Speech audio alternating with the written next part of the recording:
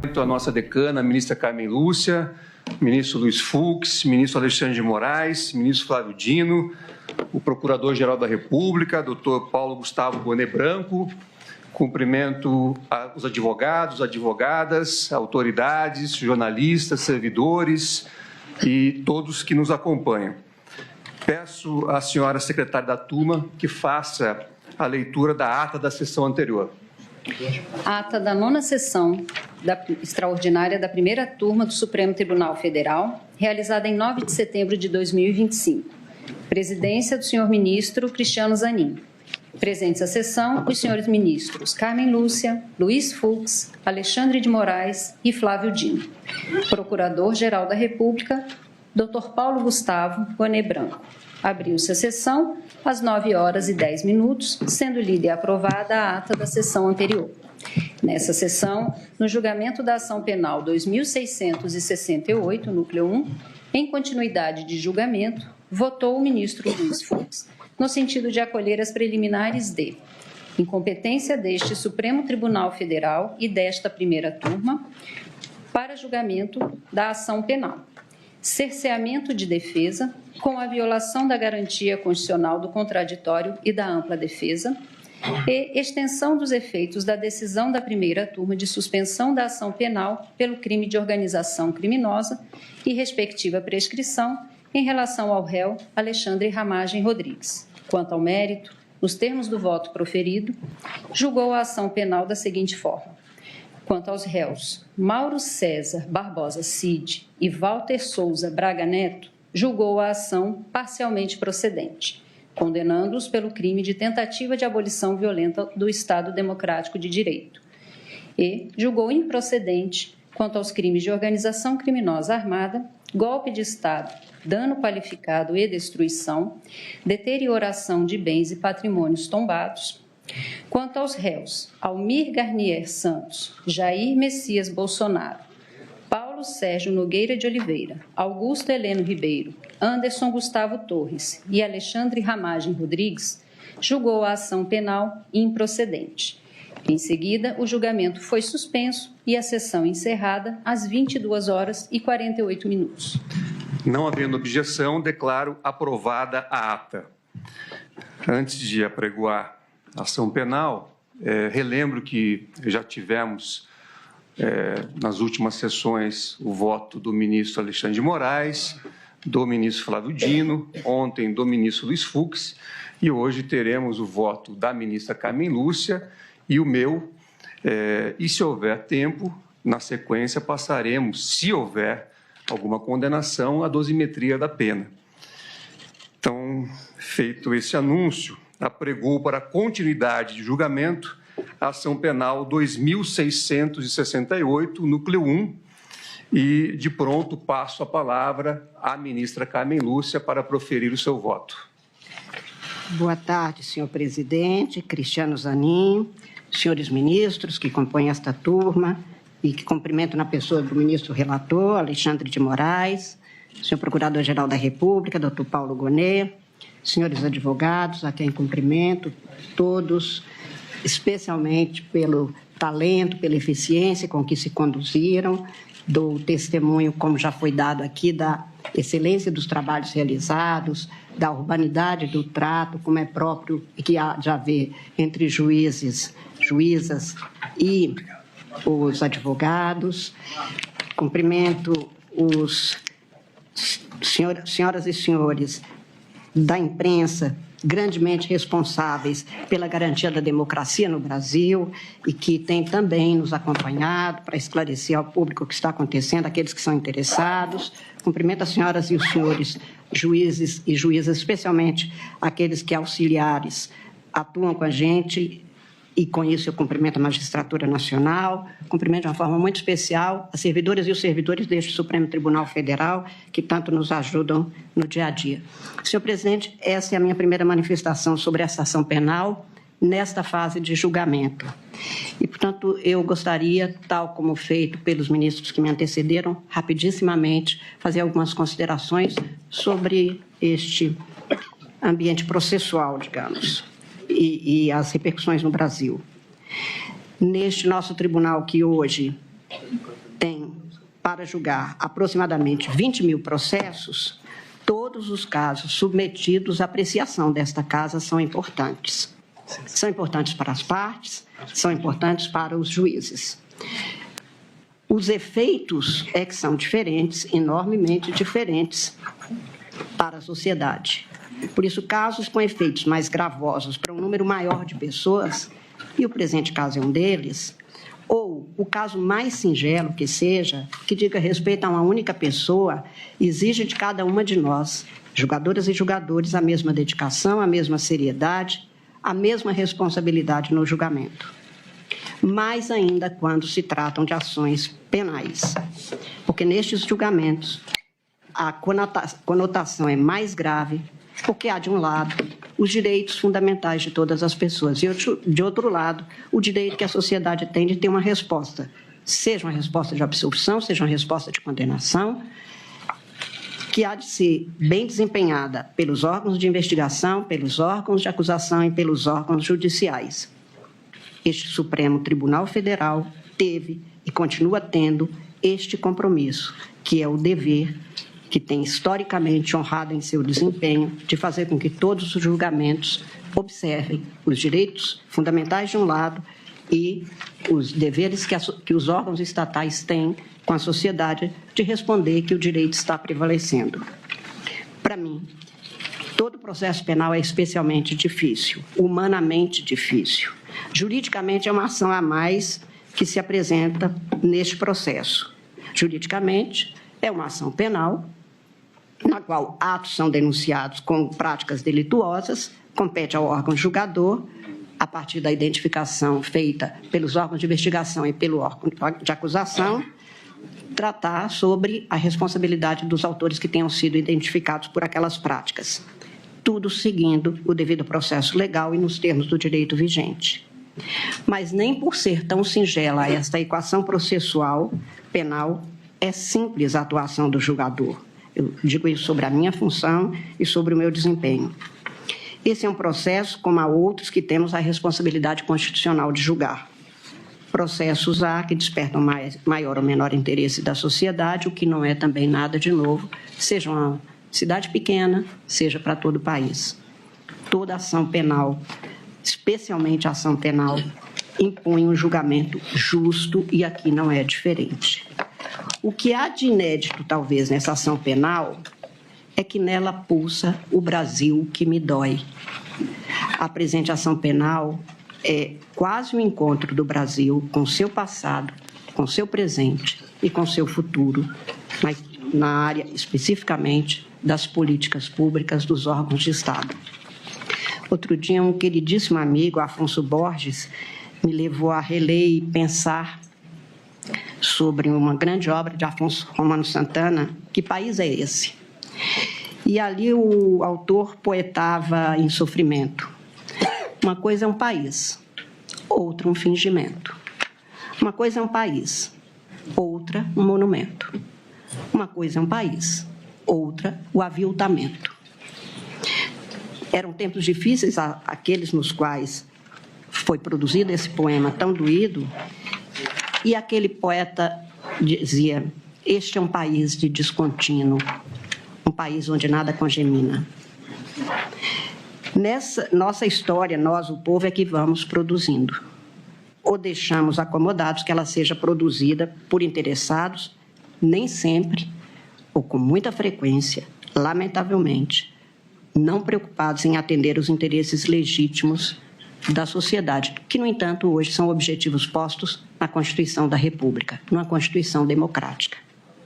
O descontínuo da história jurídica e política do Brasil dá-se, em grande parte, pela reiteração de atos, fatos e práticas reiteradas de rupturas constitucionais, institucionais, políticas, que impedem a maturação democrática deste país, que impedem o surgimento de novas lideranças sociais e políticas que poderiam fazer florescer novas ideias, novas formas de atuar no espaço da República, que neste mundão desarvorado e desalentado, em que vendilhões negociam mentes e gente sem precisar sequer se levantar de suas poltronas, porque apertar teclas que movimentam algoritmos e criptomoedas não demanda mais que uma ordem verbal, neste mundo, florescer uma nova forma de atuar na sociedade é importante para fazer com que essa vida seja uma aventura mais amena.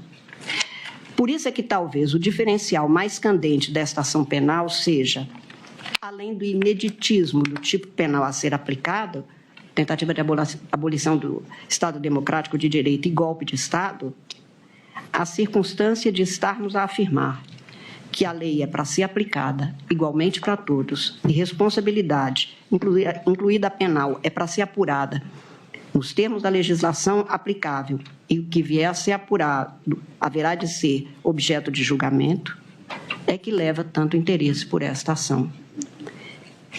E como nós, juízes, a reafirmação de que juiz é obrigado a julgar, nada mais. O núcleo da acusação feita nesta ação diz com a tentativa de golpe de Estado e de tentativa de abolição do Estado Democrático de Direito. Os fatos que são descritos desde a denúncia e a referência acusatória à imputação não foram negados na sua essência. Nossa república tem um melancólico histórico de termos poucos repúblicos. E, por isso, a importância de cuidar do presente processo no ano em que comemoramos 40 da redemocratização, do início da redemocratização.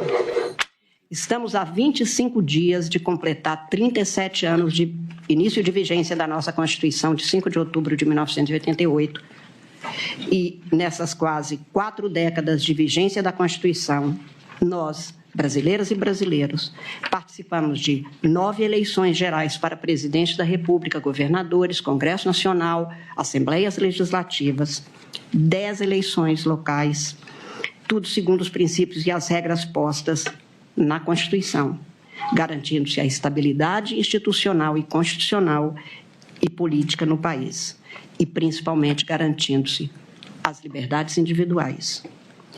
Não foram apenas de rosas esse período.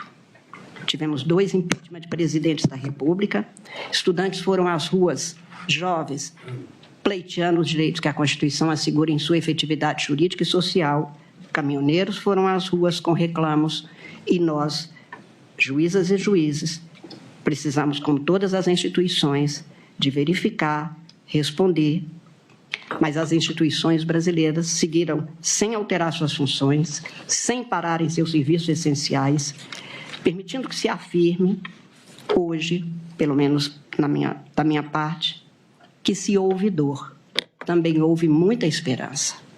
Apesar dos pesares, apesar dos percalços, dos perrengues, dos momentos de refrega, que não foram poucas.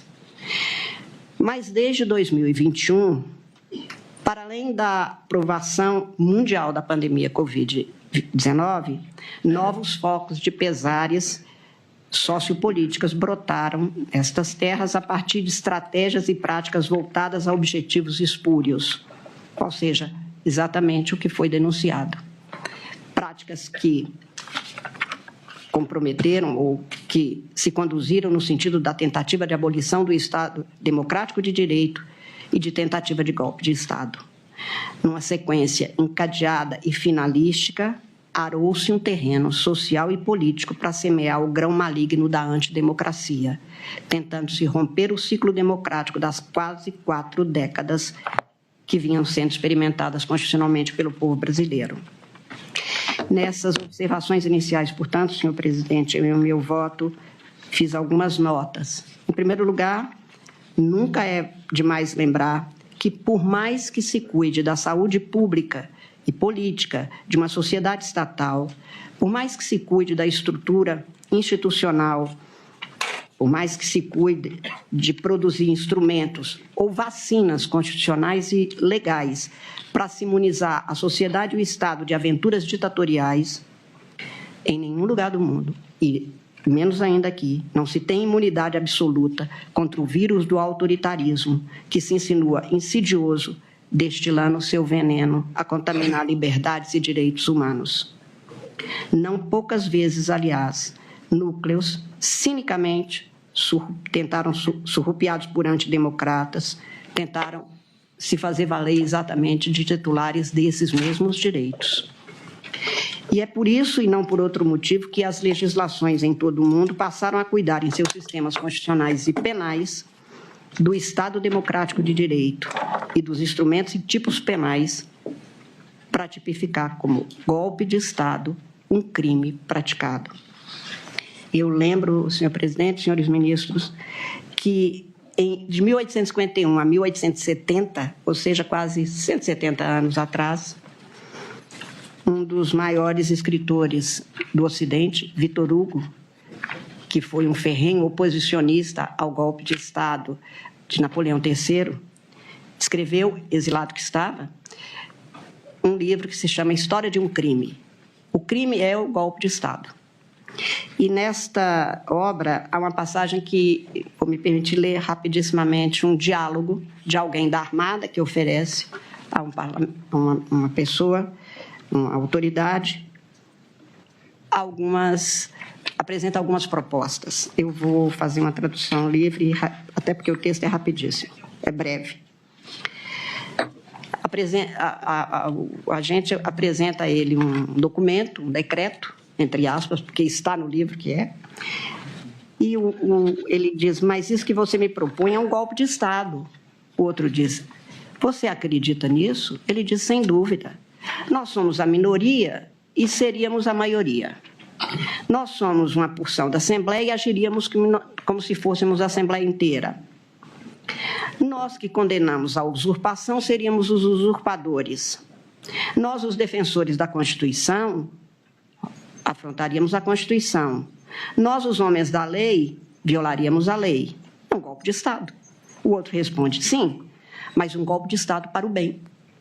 Ele diz, o mal feito para o bem continua sendo mal. Diz, mesmo quando ele tem sucesso, ele diz, principalmente quando ele tem sucesso. Por quê? Porque então ele se torna um exemplo e vai se repetir. O outro ainda redargue, mas a razão de Estado existe. Ele diz, não, o que existe é a lei, é o Estado de Direito. Ministra Carmen, Vossa Excelência concede uma parte. Todos, ministro. Olha que eu sou literal em relação a esse ponto. Todos, desde que rápidos, porque também nós, mulheres, ficamos 2000 anos caladas, nós queremos ter o direito de falar. A senhora Mas sabe. eu concedo, como sempre, está no regimento do Supremo, o debate faz parte dos julgamentos, tenho o maior gosto em ouvir, eu sou da prosa.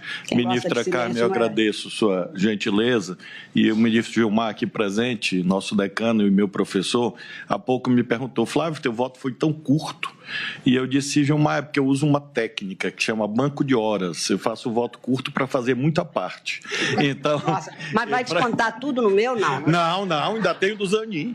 E eu prometo ser muito breve, porque a alusão... o do ministro Zanin é um bem voto para se cortar bem. Que aí não vai ter nem a aplicação da Lei Maria da Penha. Apesar de mas com todo gosto. Apesar de todas essas ameaças... A prosa com Vossa Excelência é sempre um gosto, tenha certeza, e eu escrevi 396 páginas, presidente, mas eu não vou ler, eu vou ler um resumo, não se preocupem. Então, eu tenho muito gosto. Ministro, apenas para lhe agradecer a alusão a esse trecho do livro de Victor Hugo, e essa é a razão do meu à parte, porque no voto eu tratei sobre anistia, e tratei com muita convicção sobre a ótica da dogmática constitucional. E eu apenas acresço, por conta dessa última frase de que um golpe bem-sucedido serve de exemplo, que a senhora acabou de ler, acerca de uma abordagem que está no voto, que eu não fiz alusão, que é consequencialista. E eu uso um exemplo no voto, que eu vou fazer um aditamento, que é a situação dos Estados Unidos. Ontem, anteontem, infelizmente, houve um grave crime político. Um jovem que é de uma posição política aparentemente do lado do atual presidente dos Estados Unidos, mas pouco importa, levou um tiro. E é curioso notar porque há uma ideia segundo a qual anistia, perdão é igual a paz. E foi feito perdão nos Estados Unidos, e não a paz. Porque, na verdade, o que define a paz que nós sempre devemos buscar não é a existência do esquecimento. Às vezes, a paz se obtém pelo funcionamento adequado das instâncias repressivas do Estado. Então, o Victor Hugo deve ter razão nessa reflexão e serve para que eu fortaleça essa convicção em relação ao meu voto. Como a senhora viu, nem 2 minutos. Obrigada. Eu ainda tenho mais 40 no banco de horas. Obrigado, ministro. Isso é um problema para Vossa Excelência, ministro Zanin. Enfim, digo que golpes de Estado são processos sociopolíticos complexos, ambíguos e destrutivos. Minam a estrutura de sustentação política, jurídica, econômica e institucional legitimamente vigente. Pode um sistema de direito não ser bom. Não é perfeito nenhum sistema, mas é legítimo. Por isso, distinguindo-se completamente de outros tipos penais, a tipificação desses crimes que estão no núcleo da acusação feita pelo Procurador-Geral da República, distinguem-se até mesmo daqueles em que várias pessoas praticam delitos, são identificados, delineados, mas não têm a mesma conotação destes crimes aqui. Difícil e imprescindível de se configurar no sistema jurídico, golpe de Estado precisa ser previsto, como feito na legislação brasileira, muito recente, investigados as práticas e, em caso de conclusão sobre o seu cometimento, a responsabilização de quem os tenha praticado ou tentado nos termos do direito vigente, ou não se terá verdadeiramente Estado democrático de direito. Não há que se inventar normas ad hoc para punir golpistas, isso também seria autoritarismo, portanto, afronta ao Estado democrático de direito, mas no Brasil, o que estamos tentando fazer é valer a norma vigente sobre os tipos penais, a assunção dos comportamentos a esses tipos.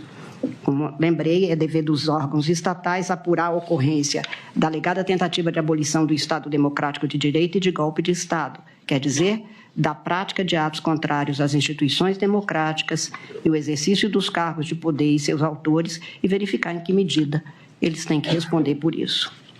Curiosamente, presidente, nem se pode discutir neste processo a legitimidade da legislação que é apontada pelo Procurador-Geral, porque a Lei 14.197 tem no seu autógrafo, ou seja, a assinatura da proposição legislativa que é sancionada e que, então, transforma aquela proposta em lei, quem assina a Lei 14.197 são 4 dos 8 réus nesta ação.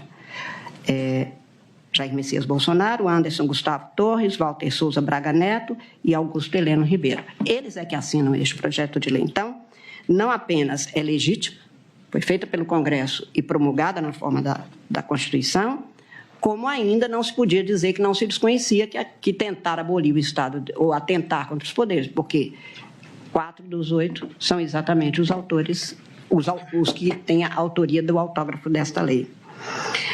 É certo, uma maior dificuldade de apuração da prática desses crimes. Não se tem um ou alguns atos, mas há um conjunto de estratégias, de ações encadeadas, empreendidas, às vezes, com aparência que falseia a intenção de tomada ou permanência no poder, e tudo isso é feito de maneira a um aliciamento que instabiliza e é num ambiente de crise que os golpes de Estado propagam. Todos os empreendimentos que espalham seus tentáculos de objetivos autoritários são ações plurais, pensadas, executadas com racionalidade, na busca da finalidade específica. Ao julgador compete ficar apegado aos fatos narrados pelo órgão acusador, às defesas apresentadas pelas partes, aos seus argumentos, ao que tenha sido comprovado para concluir o enquadramento ou não dos fatos, a legislação vigente, a comprovação da autoria, e é isso que se faz em todo caso, e aqui não foi diferente. Apenas registrar no final que o 8 de janeiro de 2023 não foi um acontecimento banal, depois de um almoço de domingo, quando as pessoas saíram a passear.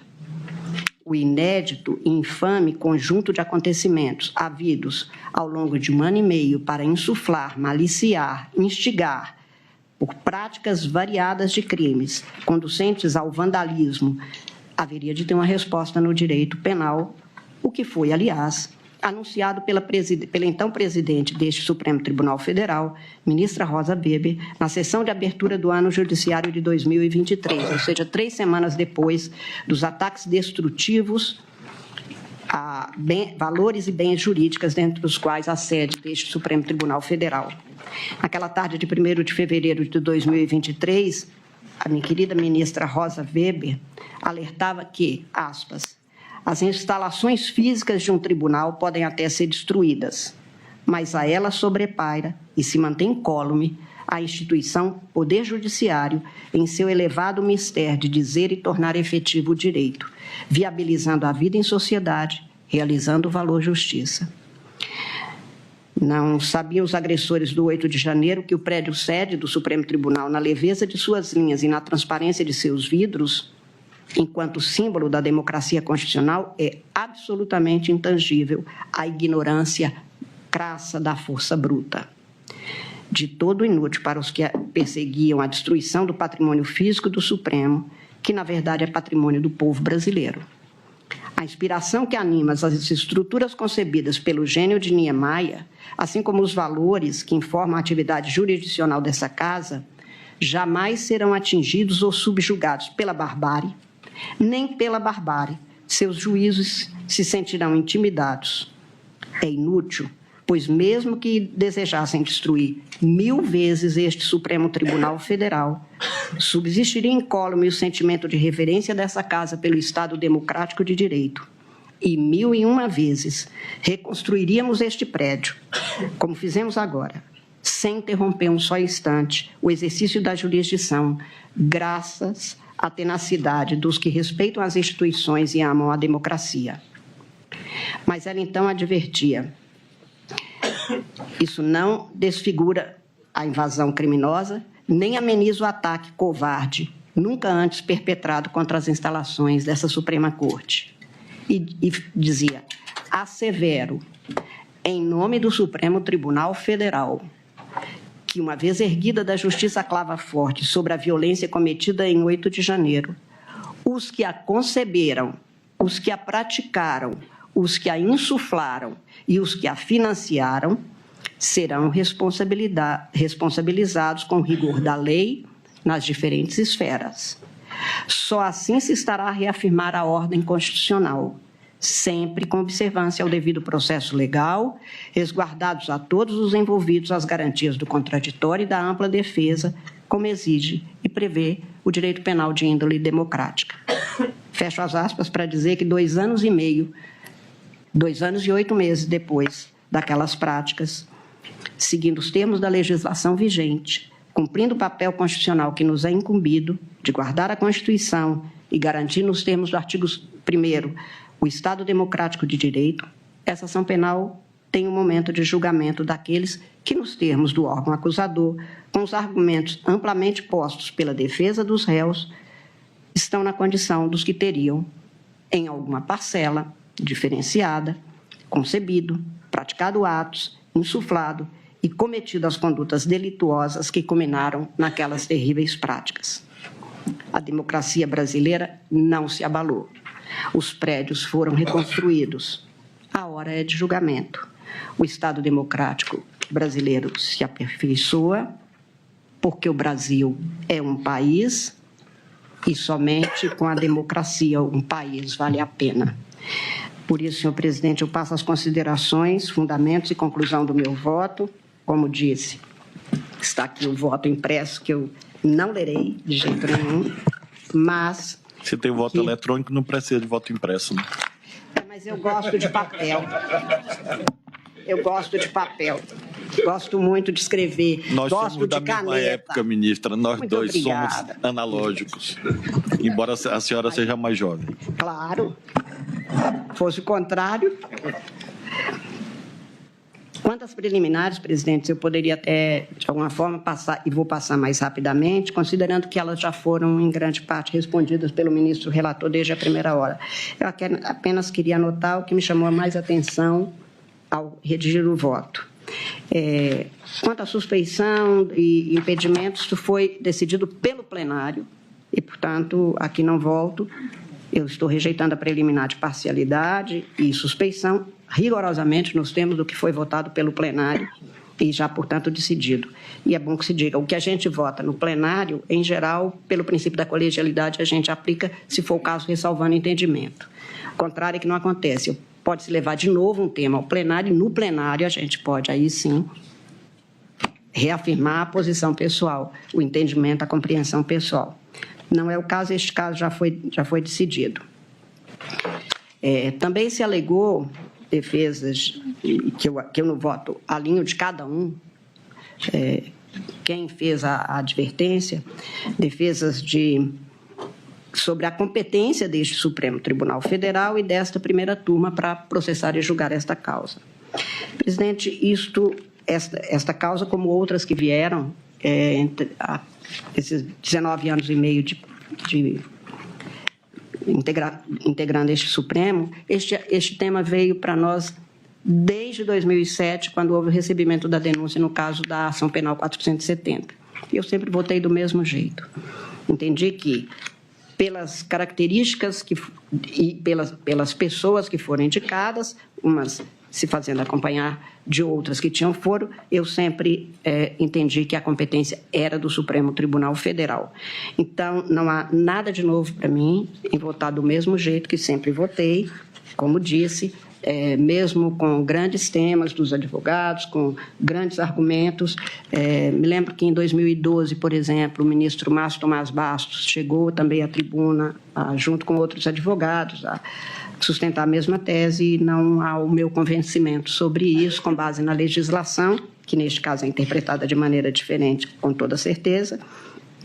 Eu mantenho o meu entendimento e estou aqui discorrendo sobre isso, inclusive com estes precedentes. Estou rejeitando quanto ao julgamento pela turma, que também já foi objeto de indagação. Um dos nobres advogados sustentou até da tribuna, ao sustentar da tribuna, dizia que este argumento já está vencido pelos precedentes, mas, de toda sorte, apenas para ficar claro que houve mudanças de regimento. Nas mudanças regimentais sempre se asseverou as razões disso, cada um votou de acordo com a sua compreensão, e, por isso mesmo, eu mantenho o que o plenário também já decidiu na matéria, e principalmente com base nas normas regimentais. Eu acho que seria um casuísmo gravíssimo, e aí quebraria o princípio até da igualdade na aplicação do direito, que alguns fossem julgados não depois da mudança e da fixação das competências que nós já exercemos numerosíssimas vezes, e voltar atrás nessa matéria. Estou rejeitando a preliminar. Quanto a preliminar de cerceamento de defesa, especialmente no que se refere à limitação de tempo para acesso às provas, do que se tem nos autos, e eu estou citando longamente, consta do processo com detalhamento, e isso aqui já foi apresentado na sessão de anteontem pelo ministro relator, a formalização de despachos do ministro relator, assegurando às defesas amplo acesso às provas, aos documentos desde antes da denúncia até a fase desta ação penal, sem nenhuma ofensa, portanto, aqui. Foram apresentados os pedidos formulados, o que se falou aqui de um conjunto, documento que teria sido um acúmulo muito grande. Primeiro que a dimensão destes arquivos, ou dos terabytes, quantos foram, aquilo pode ser desde um vídeo até um conjunto de anotações a compor isso aí. Há algumas coisas que eu fiz questão de deixar assentado no meu voto. Houve acesso aos documentos, uma parte deles foi levado a pedido da defesa, ou de algumas das defesas. O Ministério Público afirma sempre que foi deferido, tendo sido deferido pelo relator, foi aproveitado apenas o que estava sendo devidamente comprovado e mostrado. Portanto, não houve nenhum gravame, nenhum prejuízo. Nós temos uma muito antiga jurisprudência, no sentido de que, sem nulidade sem prejuízo comprovado, não se declara nulidade e, portanto, não houve essa comprovação. O ministro relator chegou a apresentar a tabela com todas tudo que estava disponível, como estava disponível, em que condições estavam disponíveis. Reiterou o deferimento de acesso dos requerimentos da defesa. Todo o material apreendido pela polícia, que as defesas dizem que teria relevância para a instrução, não tem nenhuma comprovação de qual é essa relevância ou essa importância. A necessidade de demonstração do prejuízo, como disse, não foi feita. Enfim, de tudo que se tem apresentado, não consta nem prejuízo a partir de algum momento, ou em algum indeferimento ou alguma ausência de comprovação. O ministro relator, na sessão mesmo do voto, deixou patente isto, e eu estou, portanto, rejeitando esta preliminar, tanto de cerceamento de defesa, por limitação de tempo de acesso ou de excesso de informações sem organização, que é o documento DAM, e de prazo razoável. E aqui, presidente, eu queria fazer uma referência, que consta também no meu voto, que muito se fala, foi rápido demais esse julgamento. Estamos há 2 anos e 7 meses daquela afirmativa da eminente ministra presidente do Supremo, que seria feito, e tudo foi investido para que algo de tamanha gravidade, que atinge o coração da República, era preciso que se desse a devida preferência, vamos dizer, no caso de julgamento, não de preferência em relação a quem praticou o quê. E por isso os julgamentos estão acontecendo, e por isso o empenho, devo dizer, como todo mundo reconhece, do ministro relator de dedicação integral a isso, e que em outras ocasiões isso não tinha acontecido. Não dá para comparar um mundo de antes com o mundo de agora. Eu presidi, senhor presidente, uma eleição em 2012 e agora a eleição do ano passado era outra. Os instrumentos, os institutos, a tecnologia, o uso de tudo isso. Em tempos passados, nós tivemos aqui no Supremo 3 ou 4 salas só para ter os originais, os processos eram físicos, só para se terem todos os cadernos de um determinado processo. Foram 3 salas, pelo menos, em que esses processos ficavam. Os prazos tinham que ser, como era físico, consecutivo. Num processo que tivesse 39 réus, o alongamento deste prazo era muito maior mesmo. Então, nós estamos aqui há 2 anos e meio entre a ocorrência dos fatos que culminaram a partir de um movimento que vinha desde antes e que tinha, portanto, esse encadeamento a que me refiro, mas não tinha antes, o Supremo não dispunha, ninguém dispunha, da tecnologia que se dispõe hoje para fazer com que os prazos possam ser, e a disponibilidade de dados dos institutos, que possa ser feito na forma que é hoje. Portanto, não dá para ficar comparando o alongado de antes, porque nós temos outras possibilidades e, para isso, a tecnologia, que é sempre muito bem-vinda no sentido de auxiliar na sua condição de instrumento, de uma ferramenta que serve ao ser humano, para que nós tenhamos uma jurisdição que possa botar abaixo isso, que é um dos principais pontos de discussão no judiciário de todo o mundo, que é a morosidade na prestação da jurisdição. Muito mais naqueles casos que tem esta conotação. Então, só para dizer que, neste caso, essa alegação foi verificada, foi estudada, desde o primeiro voto nós voltamos a isso, mas, no meu voto, eu estou rejeitando a preliminar, porque não me parece que tenha havido, tanto que a excelência da defesa, e é inegável, recebemos os advogados em audiência, recebi memoriais, como todos os ministros, todos muito bem feitos, todos muito estruturados, até o final mostrando item por item, até sexta-feira da semana passada ainda recebendo advogados e que estavam cumprindo o seu papel e cumprindo excelentemente o seu papel.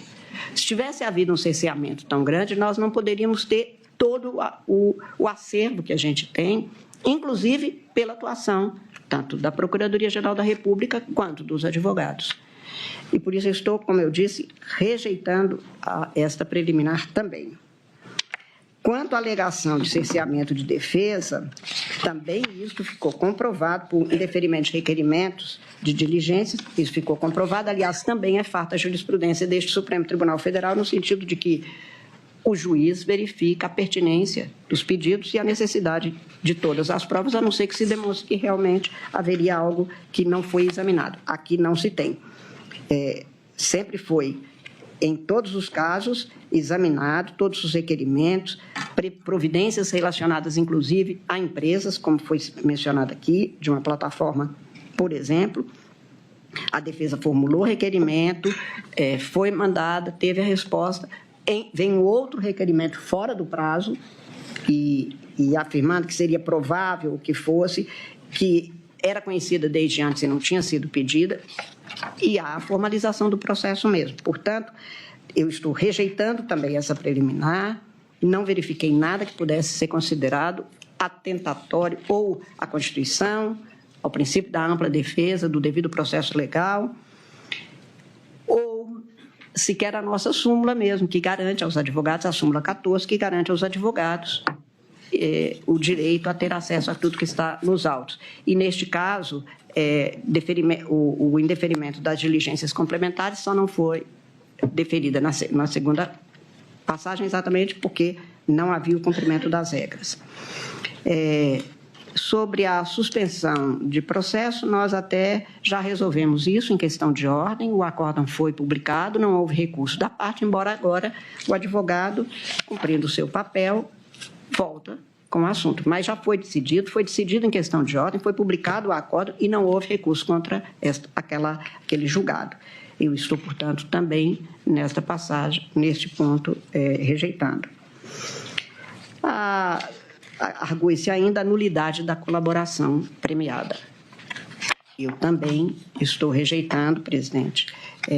E aqui, depois de examinar, não apenas naquele primeiro momento de recebimento de denúncia, em que ficou resguardado o direito de que voltaríamos a todo acesso, mas o nobre advogado, ou os nobres advogados do colaborador, foram definitivos, porque o dado principal do que se alegou foi que não teria havido voluntariedade. O colaborador voltou, reafirmou, desde as primeiras defesas até as alegações finais e a sustentação oral, que o colaborador atuou livremente, espontaneamente, porque queria, e por isso não há nada que possa, ainda que com interesses legítimos de parte, como de um outro réu, dizer que ele não estava à vontade ou espontâneo ou com a voluntariedade no sentido de livremente poder anuir. Fosse isso, ele teria tido todas as oportunidades em que esteve perante os julgadores, perante os órgãos de investigação, que estava sempre com seus advogados, estava sempre questionado sobre isso e reiterava a sua vontade de colaborar.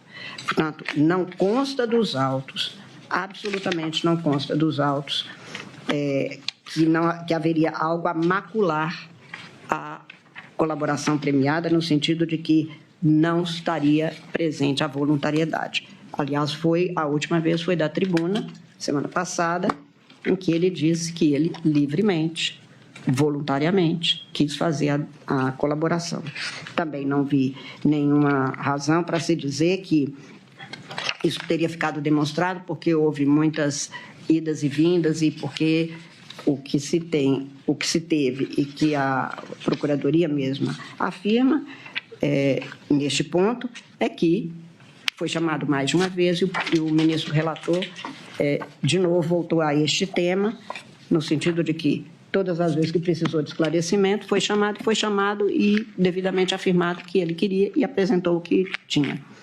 E não é possível se dizer, presidente, que uma pessoa que fez uma vida toda numa corporação sujeita a uma hierarquia, mencionar atos obviamente ilícitos, seus superiores não é tarefa fácil mesmo.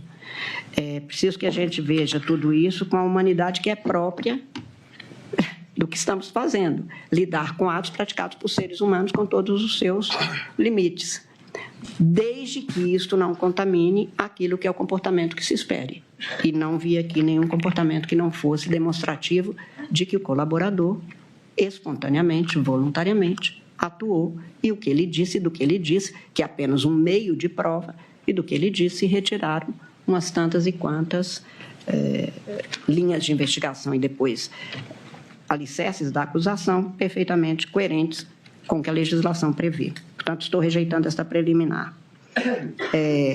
Alegação de, também como preliminar, de nulidade do processo por participação, pelo indeferimento de participação nos interrogatórios, voltei a todos os documentos e estou transcrevendo, presidente. Acho que muito diferente do alegado, pelas defesas, o ministro deferiu a participação nas audiências de instrução na forma pedida, como ouvinte, estava expresso, pelo menos como ouvinte, e foi deferido desse jeito. Então, não há muito o que se dizer. E a alegada também, estou rejeitando a preliminar, que não teria havido a gravação na acariação. Também o ministro relator mostrou as razões pelas quais a possibilidade, ou a plausibilidade, mais do que isso, de vazamento, poderia contrariar até a nossa súmula mesmo, porque poderiam prejudicar outras diligências de outros processos, ou até o comprometimento, e por isso mesmo é que o indeferimento foi motivado com suficiência. Alegou-se também violação ao sistema acusatório e ao direito ao silêncio. O sistema acusatório nós já até examinamos também em outras ocasiões e já refutamos. Quanto ao direito ao silêncio, foi respeitado como se mostrou. Constou o registro das questões que seriam feitas e assegurado que ele não responderia como é próprio do direito constitucional, o direito ao silêncio. O direito ao silêncio para não fazer prova contra si mesmo.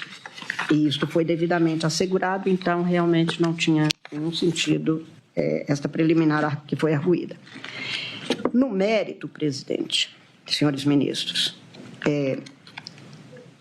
o Procurador-Geral da República denunciou Alexandre Ramagem Rodrigues, Almir Garnier Santos, Anderson Gustavo Torres, Augusto Heleno Ribeiro Pereira, Mauro César Barbosa Cid, Paulo Sérgio Nogueira de Oliveira e Walter Souza Braga Neto, pelos crimes de organização criminosa, pela tentativa de abolição violenta do Estado Democrático de Direito, pela tentativa de golpe de Estado, dano qualificado, pela violência e grave ameaça contra o patrimônio da União e o dano de patrimônio da União pelo 62.1 da Lei 9605.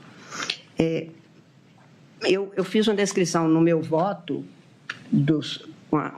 sobre os crimes, que penso deles, o que é a compreensão, e depois a cada um como se enquadrariam as condutas e quais condutas, se fosse o caso, e não vou fazer, neste momento, que acho que não é próprio mesmo, presidente, a participação maior ou menor, porque nós vamos fazer isso quando tiver a fixação, a definição de pena, se for o caso, e das penas, portanto, é que se ressairá a atuação proeminente, maior ou menor de cada uma.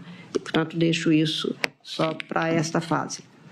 Mas sobre os crimes, rapidamente também passo, que quanto à organização criminosa, que é um tema que o Supremo Tribunal Federal tem enfrentado em numerosíssimas ações penais, em inquéritos, até em habeas corpus, nós muitas vezes nos debruçamos sobre as alegações sobre isso, a Procuradoria afirmou exatamente, e acho, e já antecipo, que para mim fez prova cabal, de que um grupo liderado por Jair Messias Bolsonaro, composto por figuras chaves do governo, das Forças Armadas e de órgãos de inteligência, desenvolveu e implementou plano progressivo e sistemático de ataque às instituições democráticas, com a finalidade de prejudicar a alternância legítima de poder nas eleições de 2022, minar o livre exercício dos demais poderes constitucionais, especialmente do poder judiciário.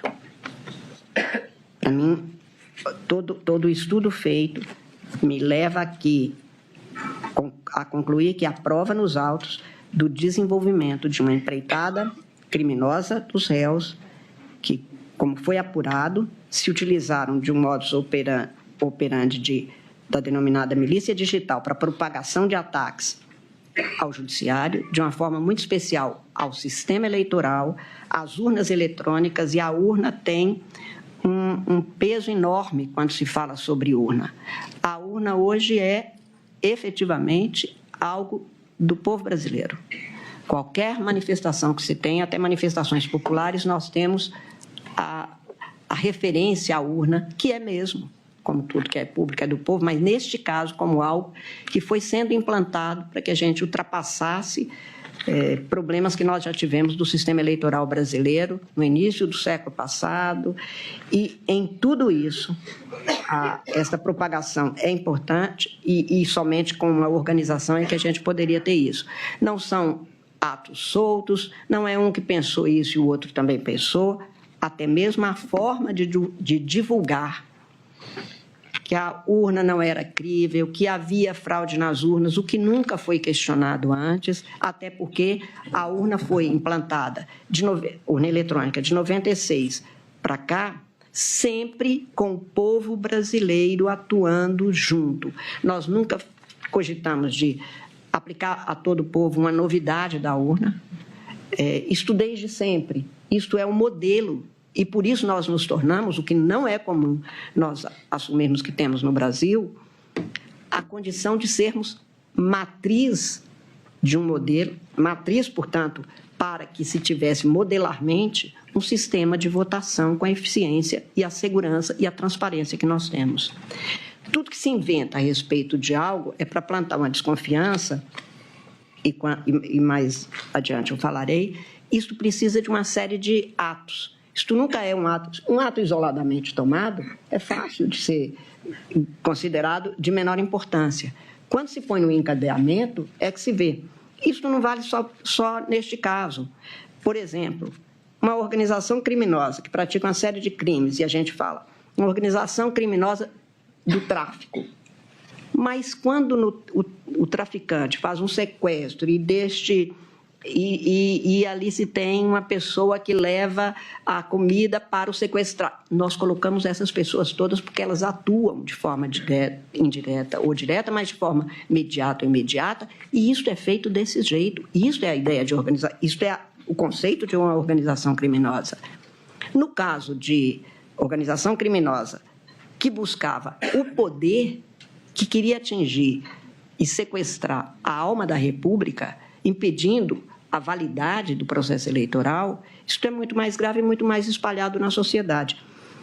E eu lembro, presidente, que não é infrequente nem incomum, lamentavelmente, nestes tempos de tanta notícia sobre o desmantelamento, a tentativa de desmantelamento das instituições democráticas como pensada desde o final das guerras mundiais do século XX, desde então, nós temos a consolidação de modelos democráticos. E estes últimos anos em que a gente vê esta chamada erosão democrática, ou tentativa de erosão democrática, a questão eleitoral é posta no centro dela.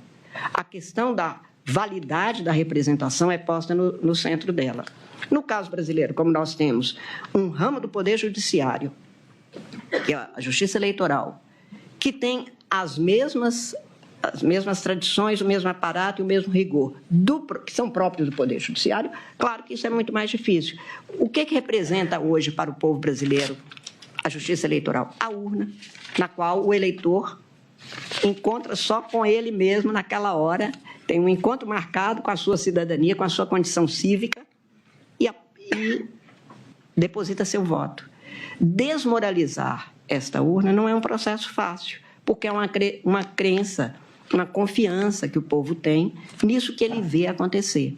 E quando eu digo que nós não fazemos nada na Justiça Eleitoral, que não seja transparente e seguro, e damos notícia para o povo, qualquer inovação que é feita na urna, a gente começa fazendo paulatinamente. Então, agora a gente testa uma situação numa eleição suplementar sobre um dispositivo que se tenha para melhorar o som da urna para as pessoas que têm uma deficiência auditiva. Para ver se funciona, primeiro a gente fala com aquela comunidade, testa nessas eleições que tem um número menor. Isto vai se alargando para que a gente tenha a legitimação permanente e o conhecimento do cidadão e da cidadã sobre o que está se passando. Portanto, a tentativa de desmoralizar o processo eleitoral é isto, uma tentativa que veio marcada de combalir mais e mais o Poder Judiciário, veio marcado, como foi mostrado aqui, com uma série de comportamentos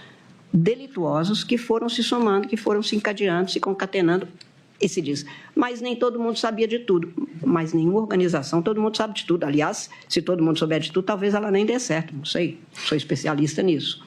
Mas é preciso que a gente saiba que isso já foi tratado aqui neste Supremo Tribunal Federal em julgamentos em que o meu queridíssimo decano, democrata, republicano, exemplarmente democrata, ministro Celso de Mello, afirmava exatamente a necessidade de a gente considerar as condições, as especificidades do que é, num determinado momento, não havia ainda essa lei. Ele falava da quadrilha ou bando, mas explicando como que as pessoas se unem com o objetivo, aliciando outras ou fazendo uso de outras. Golpe de Estado, muito mais é isso. Portanto, pois não. Permite Sempre. um rápido à parte. Na verdade, não vai ser tão rápido quanto o do ministro Flávio Dino, mas será o único. Não se preocupe, tenho muito gosto em ouvi-lo sempre. Obrigado, ministra Carmen. Ouço todos. E aproveitando a questão da organização criminosa, e cumprimento o nosso presidente, ministro Cristiano Zanin, cumprimento o ministro Carmen, ministro Fux, ministro Flávio Dino, procurador-geral da República e os advogados aqui presentes. Ministra Carmen, essa questão da organização criminosa que Vossa Excelência tão bem ressaltou, e cujo entendimento já vem desde o julgamento do Mensalão, era outro tipo penal, mas a organização criminosa nada mais é do que... É o precedente dele. Uma sofisticação do que existia na legislação. E ministra Carmen, é muito importante nós deixarmos muito claro, e principalmente, os autos isso já está muito claro, mas principalmente para a sociedade, é que, como eu disse no primeiro julgamento, lá em 2023, que não foi um domingo no parque, como Vossa Excelência agora fala novamente. O ministro Gilmar, que gosta o ministro Gilmar, nosso decano, cumprimento Vossa Excelência também, que repete sempre isso, não foi um domingo no parque, não foi um passeio na Disney, foi uma tentativa de golpe de Estado, não foi combustão espontânea, não foram baderneiros descoordenados, que, ao som do flautista, todos fizeram fila e destruíram a sede dos três poderes. Foi uma organização criminosa.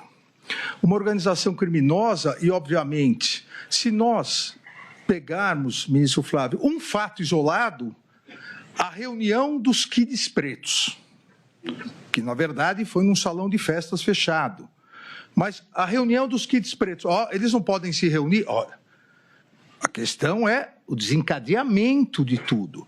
É por isso que, desde a utilização dos órgãos públicos, que eu demonstrei no meu item 1, e houve toda, e Vossa Excelência agora bem colocou, houve toda uma organização e uma utilização de GSI, ABIN, Ministério da Justiça, com a utilização da PF e da PRF, obviamente de parte dessas pessoas, Ministério da Defesa, a questão das urnas... diga, ministro, e eu tenho certeza que Vossa Excelência também, que nós não estamos aqui julgando instituições. Exatamente. Nenhuma.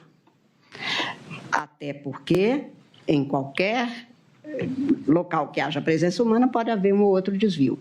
Não estamos, até porque, neste caso, o Ministério da Justiça foi o primeiro ministério criado no Estado brasileiro e é de uma enorme importância, e o fato de alguém lá, no uso desta função, que já foi ocupada por Vossa Excelência, pelo ministro Flávio Dino, não se andarem bem como se exige, não significa que o Ministério da Justiça, ele pode ser considerado até vítima, como o Brasil já foi, como a Petrobras já foi. Não pode ser considerado de jeito nenhum, como se nós estivéssemos falando.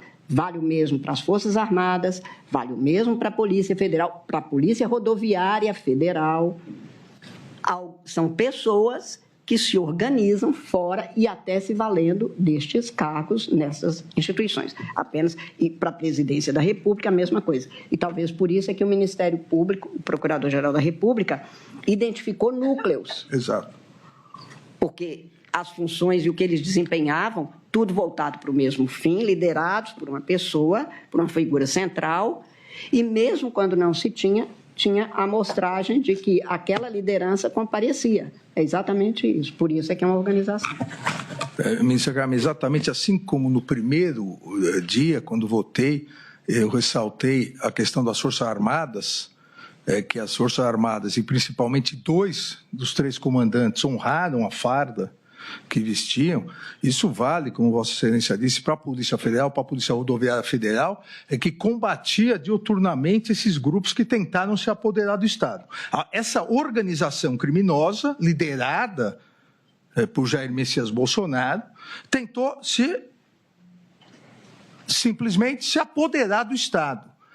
Com o discurso, que Vossa Excelência lembrou agora, com o discurso de desnaturar a questão democrática no sentido de deslegitimar as urnas, fraude à eleição, jogar o povo contra o judiciário, jogar o povo contra a justiça eleitoral, com 2 objetivos claros, que são exatamente os objetivos que não alcançaram, mas fizeram atos executórios e consumaram os crimes, calar o Poder Judiciário para acabar com o sistema de freios e contrapesos, em especial o Supremo Tribunal Federal e o Tribunal Superior Eleitoral, e se perpetuar no poder independentemente de eleições.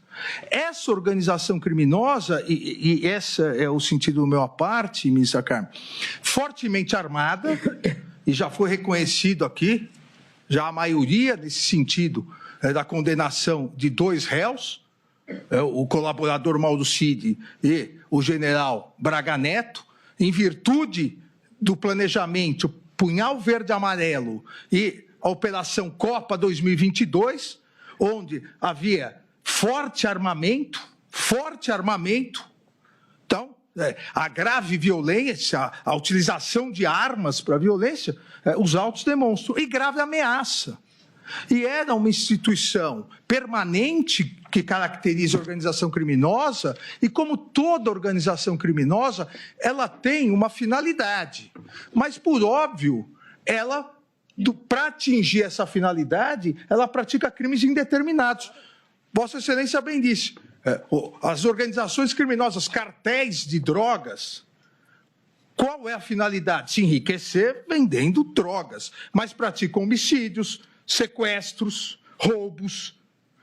Essa organização criminosa queria calar o judiciário, o sistema de freios e contrapesos, o Estado democrático de direito, e, ao mesmo tempo, se perpetuar no poder. Se para isso precisasse matar um ministro do Supremo Tribunal Federal, envenenar um presidente da República, praticar peculato, uso, utilizando os poderes de Estado, são crimes indeterminados.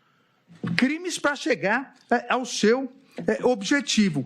E isso, ministra Carmen, é muito importante, porque está, como salientei no meu voto, fartamente comprovado que a liderança criminosa, além dessa grave violência, além de existir um armamento pesado, forças especiais, e aqui também faço, presidente, uma ressalva, porque acabaram, e corretamente se noticiando, mas as forças especiais, os chamados kits pretos, acabaram ficando com estigma, em virtude de alguns componentes que fizeram, que atravessaram o Rubicão para práticas delituosas. Mas as forças especiais são importantes dentro do Exército, e o Exército brasileiro é uma arma digna historicamente no Brasil. Agora, quem bolou todo esse discurso a partir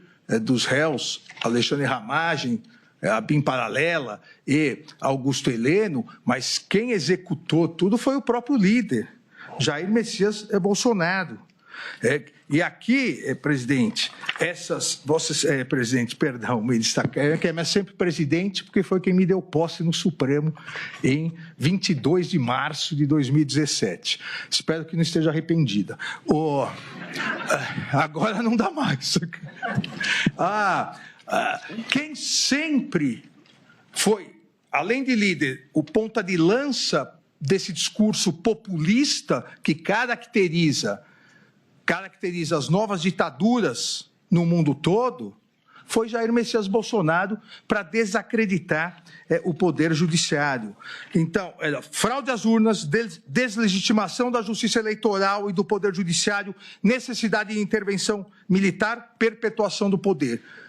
Colegas, desde meados de junho de 2021 até 8 de janeiro, o discurso é o mesmo. Não há como, presidente Zanin, negar o liame, o nexo causal, lá atrás, de junho de 21 até janeiro de 2023. E, presidente, como uma imagem vale mais do que 1000 palavras, eu vou demonstrar como sempre o que foi tratado pelos órgãos públicos, os órgãos públicos e a organização criminosa, vamos deslegitimar a justiça eleitoral, as urnas, para acabar com o poder judiciário, intervenção militar, Bolsonaro no poder sempre.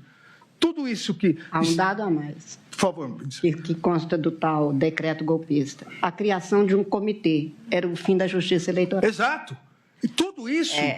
A proposta de uma comissão composta por outras pessoas era exatamente a necessidade, que não é inédita. Não é inédito. Apenas é triste. Ou seja, mas no dia 8 de janeiro, nos acampamentos, nas manifestações em 7 de setembro, tudo isso eram atos aleatórios, tudo isso foi construído pela organização criminosa e rapidamente agora sim rapidamente, como eu disse, presidente, uma imagem vale mais do que 1000 palavras. Por favor. Aquela? E eu... Nós começamos com... No nosso Supremo Tribunal Federal. Se isso não é ameaça, grave ameaça... não acontece. Temos um ministro dentro do Supremo que ousa continuar fazendo aquilo que nós não admitimos. Logo, um ministro que deveria zelar pela nossa liberdade, pela democracia e pela Constituição, faz exatamente o contrário. Ou esse ministro se enquadra, ou ele pede para sair.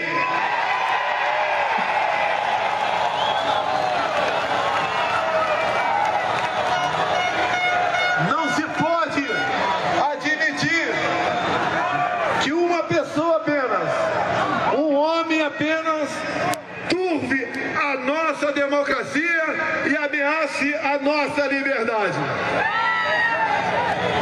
Dizer a esse ministro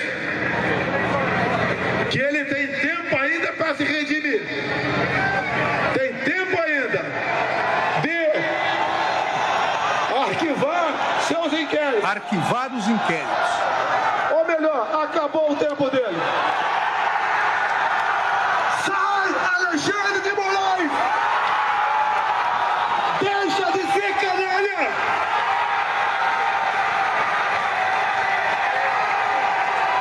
Deixe de oprimir o povo brasileiro!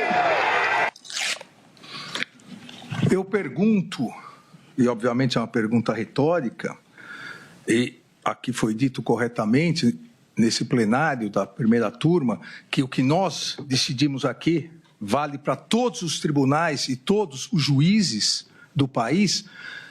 Algum de nós aqui, o nosso eminente decano, algum de nós permitiria e afirmaria que isso é liberdade de expressão e não crime, se um prefeito, numa cidade do interior, mediante milhares de pessoas, insuflar o povo contra o juiz da comarca, dizendo que não vai mais cumprir decisões do juiz da comarca? Nós aqui placitaríamos isso? Qual o recado que nós queremos deixar para o Poder Judiciário brasileiro? Qual o recado, qual o precedente que nós queremos deixar para o juiz lá da comarca, que não tem a segurança que nós temos, que sozinho na comarca é o verdadeiro representante do Poder Judiciário e que faz a justiça na comarca? Nós vamos placitar que todo prefeito possa ir no dia 7 de setembro, como um patriota, jogar a população contra o judiciário? Após isso que ocorreu em 7 de setembro de 2021, todos aqui no Supremo, e o presidente e o ministro Flávio Dino ainda não se encontravam, passaram a sofrer 10 vezes mais ameaças. E eu, obviamente, 1000 vezes mais ameaças. Isso não é uma grave ameaça ao funcionamento do judiciário? Determinar, arquive o inquérito, chega, saia. Por favor. Me parece que essa figura, eu vou tratar no meu voto, é uma coação institucional, que me parece própria dos crimes contra o Estado Democrático de Direito. Então, coagir uma instituição para que se arquive algum inquérito, para que se arquive um processo, isso é inadmissível e faz parte dos crimes contra o Estado Democrático de Direito. Exatamente, porque nesse dia fui eu. Se eu arquivasse, se eu curvasse a cabeça e covardemente aceitasse e passasse para outro relator, amanhã seria o outro relator. Ou seja, é um crime não contra o Alexandre de Moraes, um crime contra o Estado Democrático de Direito, um dos poderes, o Poder Judiciário. Prometo que estou terminando, ministra Carmen. Termina que eu tenho um voto para... Me deixa falar. Só para... Coloca, por favor. E toda a sequência que aqui é rápida, toda a sequência. Moça, aquilo foi 7 de setembro de 22. Aí, 7 de setembro de... Aquilo de 21, de 22. A sequência... quartéis, tudo isso, deixa que eu passo, tudo isso colocando exatamente o quê? Intervenção militar, até em inglês, já estavam preparando o passeio à Disney. Intervenção militar, voto auditável, acabar com o Tribunal Superior Eleitoral, com a Justiça Eleitoral, ou seja, tudo a organização criminosa financiando e produzindo. Ou nós achamos que esse discurso, esses cartazes, esses outdoors são normais. Tudo durante esse período todo até o dia 8 de janeiro.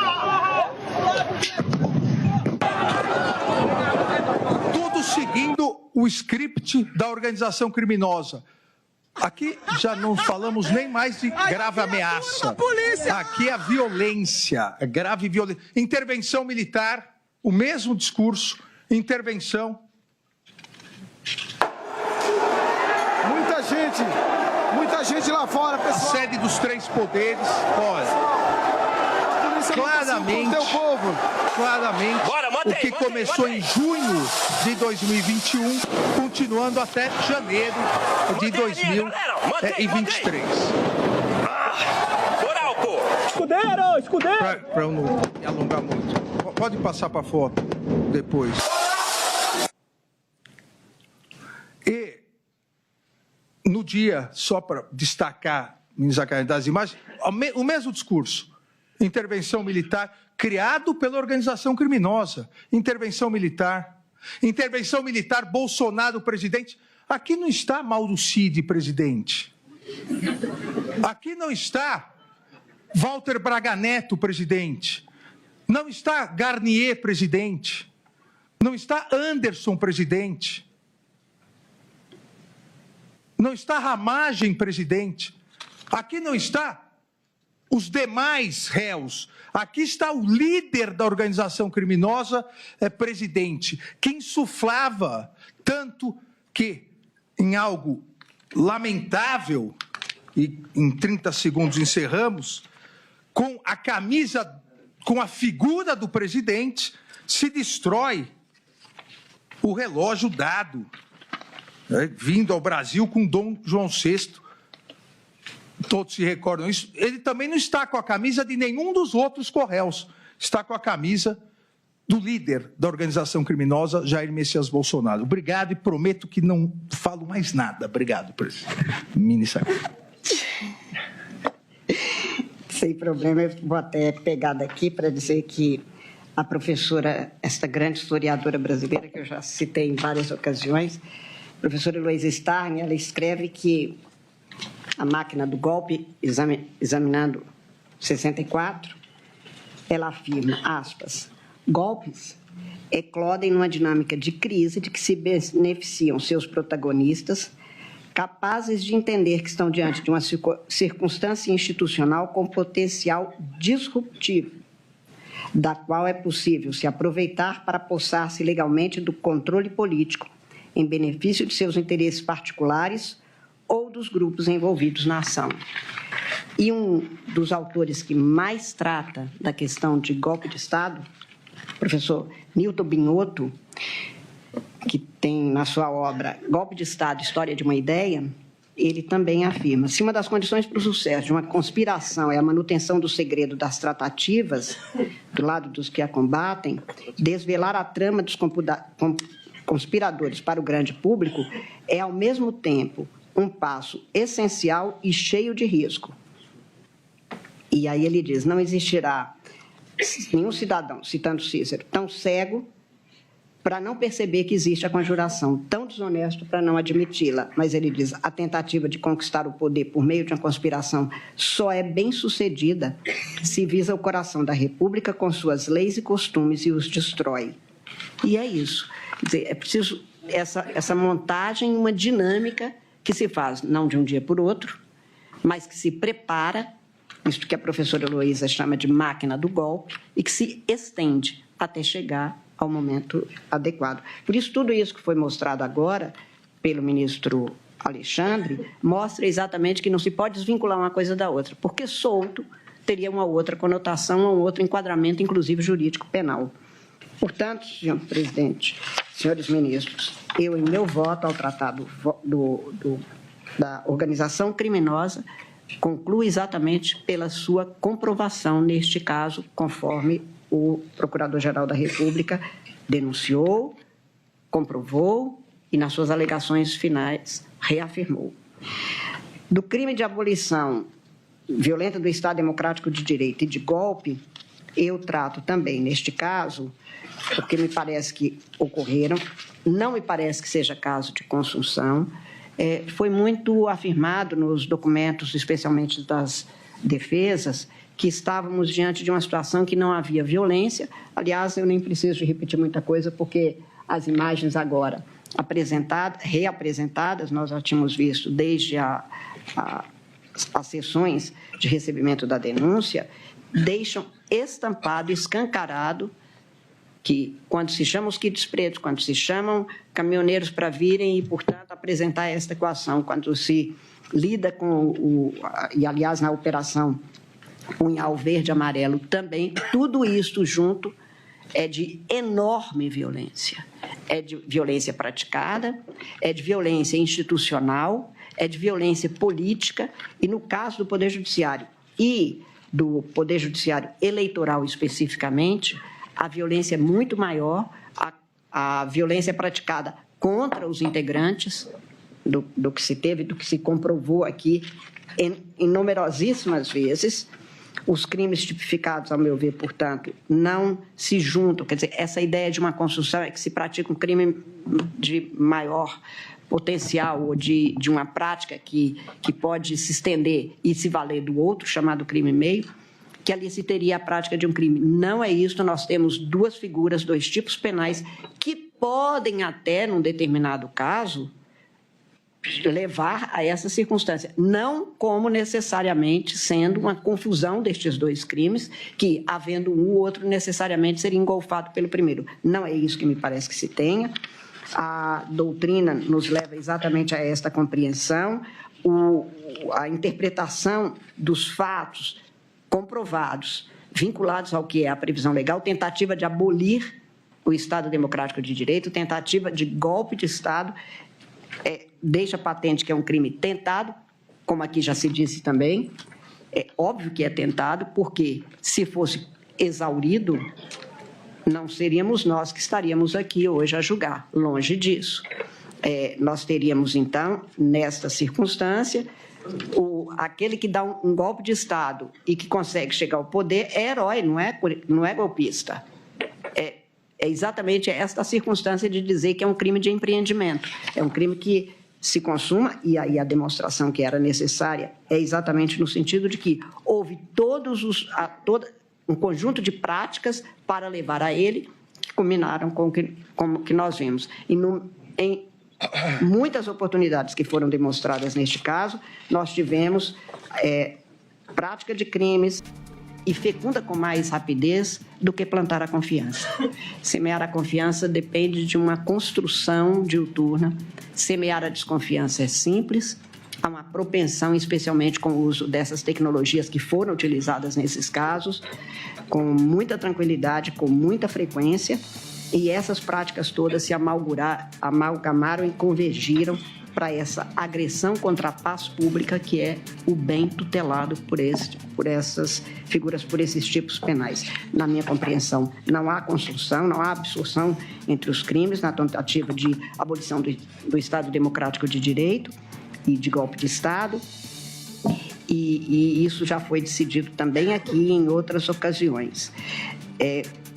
Portanto, para mim, a tentativa de golpe, não sendo o meio necessário ou etapa para a abolição, precisava da comprovação de que tentou-se realmente contra os poderes. Dá exemplo agora a demonstração de 2021, quando se começou a buscar discursos e instigar e insuflar contra o Poder Judiciário, vice especial ao Poder Judiciário Eleitoral, contra os integrantes do Poder Judiciário Eleitoral, levaram à condição de facilmente depois dizer que era preciso haver uma substituição, ou abaixo o Supremo, fora a Justiça Eleitoral, que culmina, então, na proposta de intervir, a palavra é uma intervenção no Tribunal Superior Eleitoral, na tal minuta. Então, por tudo isso, o panorama fático e normativo está devidamente demonstrado. Eu estou concluindo, acho que, neste caso, está comprovada a violência e a grave ameaça, a prova produzida durante a instrução processual, além das provas documentais, para mim, comprovam essa materialidade, facilitada de que, como destacou a acusação, a organização documentou quase todas as fases da empreitada, a operação que é menos citada é a Operação 142, que era difundir que as Forças Armadas tinham a tutela do Brasil. O Brasil seria uma democracia tutelada. Isso, aliás, ministro Alexandre, me lembra uma circunstância, e brevemente fazer a referência, aqui em 1893, quando um presidente renuncia e vem o outro, a Constituição de 1891 também tinha um artigo 14, que foi incluído pelo Rui Barbosa, que depois ele teve que explicar, não, isso aqui nós não estamos querendo nenhuma instituição tutelando, todo mundo se submetendo ao direito. A mesma circunstância foi agora repetida a um super historiador brasileiro, Carlos Fico, que narra isso e que parece que a gente está vendo de novo a mesma situação de se aproveitar de um artigo da Constituição para dizer, e para a sorte do Brasil, como ficou demonstrado, tanto o Batista Júnior, principalmente, e o Freire Gomes afirmaram a posição das suas forças, disseram que não aconteceria. Um deles sai da sala durante a reunião ao apresentar a minuta de golpe e, portanto, tivemos instituições que asseguraram essas circunstâncias. Por isso que eu digo, nenhuma ação penal é contra a instituição. Esta aqui é o contrário. Ministro Flávio, acho que me corrija se eu estiver confundindo, mas Vossa Excelência chegou a dizer no seu voto. Isso aqui demonstra que as instituições podem funcionar, têm de funcionar segundo o direito vigente no Estado. E as Forças Armadas, no final, deram a comprovação deste fato. Sem dúvida, ministra. E apenas a lembrança do golpe de 64 é curiosa, porque No golpe de 64, tinha menos prova documental do que nessa tentativa. Nessa tentativa, agora só faltou ata. Lavrar ata, aos tantos dias. Apesar de... Agora, no golpe de 64, tinha menos prova documental. Na verdade, as provas documentais só emergiram com a abertura dos arquivos do governo dos Estados Unidos. Mas, nesse caso, ainda há essa singularidade que Vossa Excelência destaca. O standard probatório é não só testemunhal, como documental. Talvez isso até seja uma não sei, só cogitando. Nós estamos numa sociedade em que as pessoas querem tanto se mostrar mais do que ser, que elas querem mostrar que elas participaram, que elas fazem, que elas dão um golpe, e aí elas vão deixando rastros, porque elas fazem maquete do projeto, elas desenham, mostram, fotografam, como se fotografa a comida do dia a dia, dizendo, olha, eu como. Não, você come, tá certo, eu não preciso mostrar. Mas talvez a documentação que veio, que Vossa Excelência lembra bem, quer dizer, chegou-se nessa Operação 142 encontrar-se uma pasta intitulada Memórias Importantes. E a memória era naqueles documentos de golpe. A instrução processual, portanto, reforça com manuscritos, com arquivos, com digitais, com planilhas.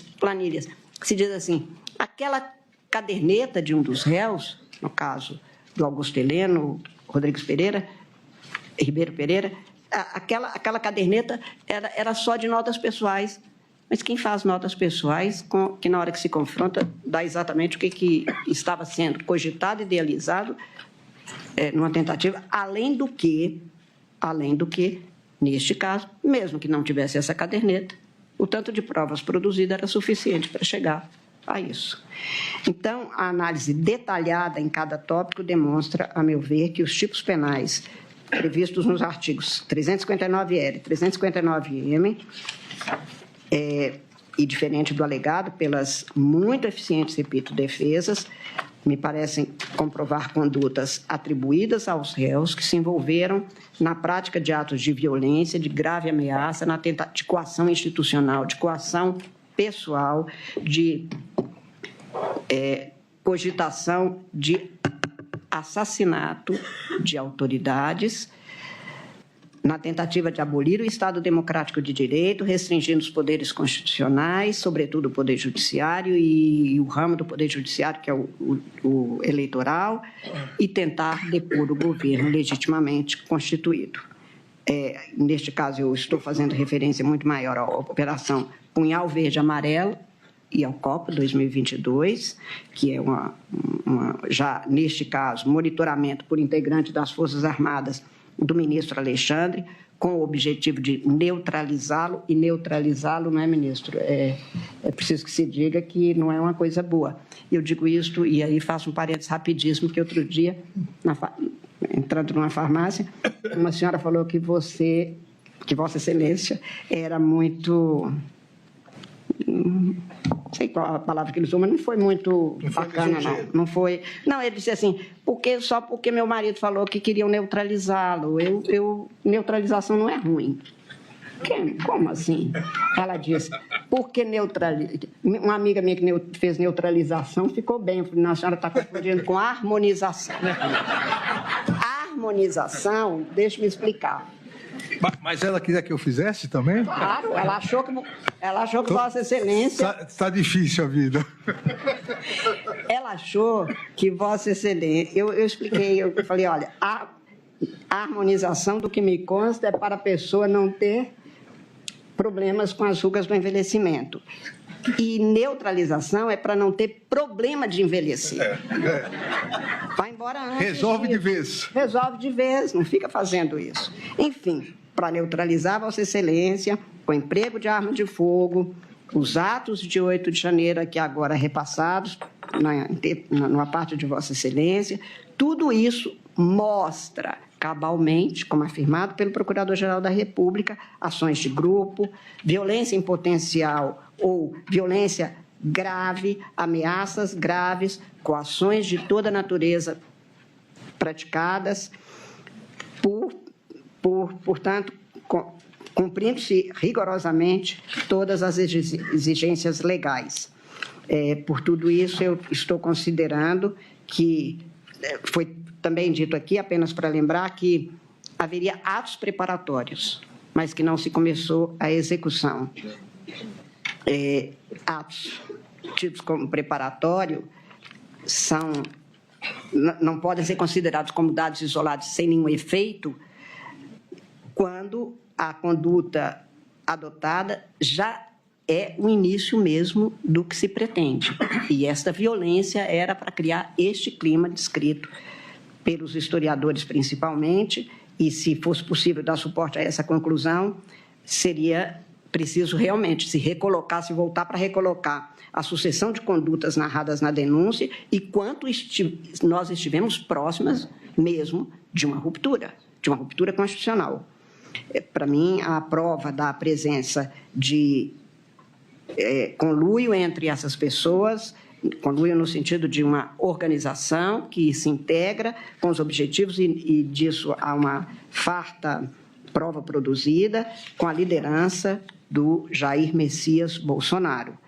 Esta prática de monitoramento, por exemplo, para essa neutralização que não foi desejada pelo ministro Alexandre, de autoridades do Poder Judiciário, de candidatos eleitos, a pressão para adesão às minutas que foram devidamente comprovadas, a própria minuta, que ainda que tenha sido feita e refeita, ela só demonstra que não era um dado momentâneo, um pensar momentâneo.